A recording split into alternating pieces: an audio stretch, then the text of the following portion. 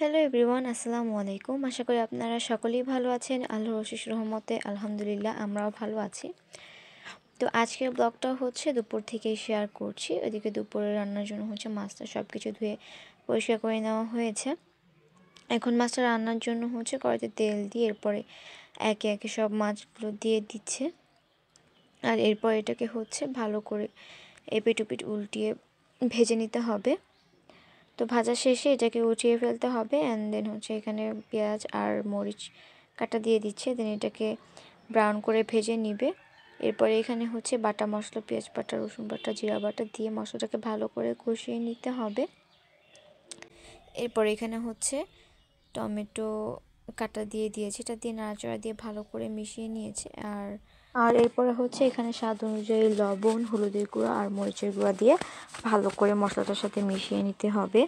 আর ততক্ষণ পর্যন্ত এটাকে কষাতে হবে যতক্ষণ না পর্যন্ত আদা রসুনের কাঁচা গন্ধটা চলে যাচ্ছে আর মশলা চারিদিক দিয়ে তেলে উঠে আসছে, ততক্ষণ পর্যন্ত এটাকে কষিয়ে নিতে হবে। হচ্ছে পানি দিয়ে দিবে।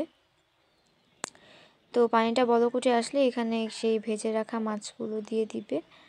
আর লাস্টে হচ্ছে ধনিয়া পাতা দিয়ে নামিয়ে ফেলবে। আমার আজকের এই ভিডিওটা যদি ভালো লাগে তাহলে অবশ্যই একটা লাইক দিয়ে এরকম আরও ভিডিও পেতে ভিডিওটা ইউটিউব থেকে দেখে থাকলে প্লিজ আমার চ্যানেলটাকে সাবস্ক্রাইব করে রাখবেন। আর যদি ভিডিওটা ফেসবুক থেকে দেখে থাকেন তাহলে প্লিজ আমার পেজটাকে ফলো দিয়ে রাখবেন।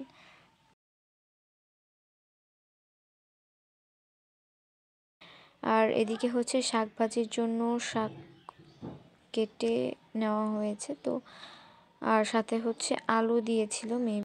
তো এখন হচ্ছে শাকটাকে কড়াইয়ের মধ্যে দিয়ে দিয়েছে আর এখানে হচ্ছে পেঁয়াজ কুচি দিয়ে দিল।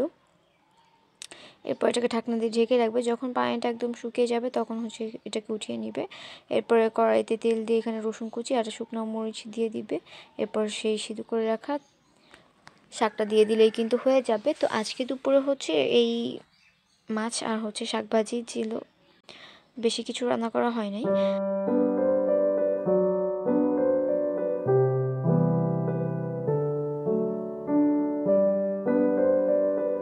তো এরপরে হচ্ছে বিকেলের দিকে হচ্ছে আলু তুলতে গিয়েছিলাম। অনেক দিন আগে ভিডিওতে দেখিয়েছিলাম যে আলু গাছ লাগিয়েছিলাম।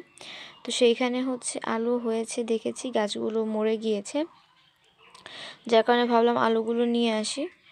তো একটা গাছে 4-5টা হয়েছিল। এই গাছটাতে হচ্ছে বেশি বড় বড় আলু ছিল, 2-3টার মতো মেবি 2টা বড় আলু ছিল।